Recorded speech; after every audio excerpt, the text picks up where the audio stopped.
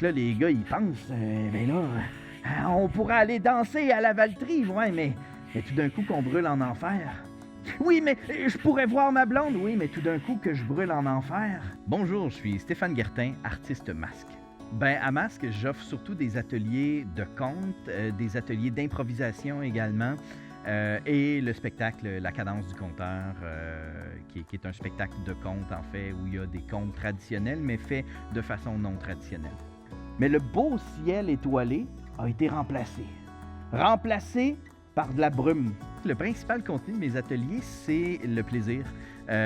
Autant dans les ateliers d'impro que les ateliers de conte, c'est de voir comment chacun d'entre nous, on peut trouver du plaisir à faire ça.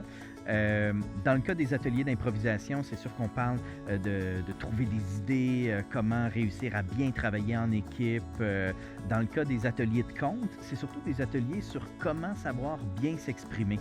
Parce que oui, il y a le conte, il y a la tradition, mais au-delà de ça, il y a aussi le fait que le conte, ben, c'est juste de raconter une histoire. Et apprendre à raconter une histoire avec un début, un milieu puis une fin, ben, ça peut se développer. Le loup était capable de manger des bêtes et des bêtes sans finir. Et après plusieurs mois, on s'est dit qu'il fallait maintenant se mettre ensemble pour réussir à l'attraper. Ils ont donc décidé d'organiser la première grande rencontre du village de La Fontaine. Et tout le monde était là.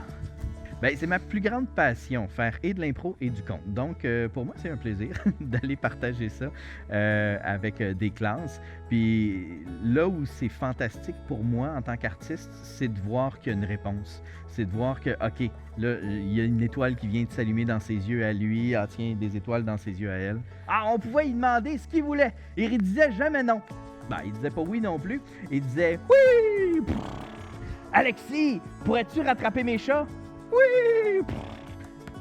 Mon plus grand plaisir en tant que formateur, c'est de voir qu'il y a une différence entre quand je suis rentré dans la classe puis quand je suis sorti.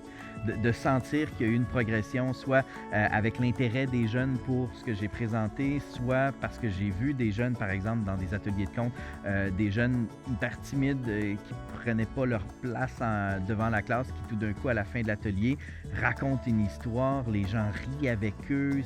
Tu vois qu'il y a une différence au niveau de l'estime de l'élève.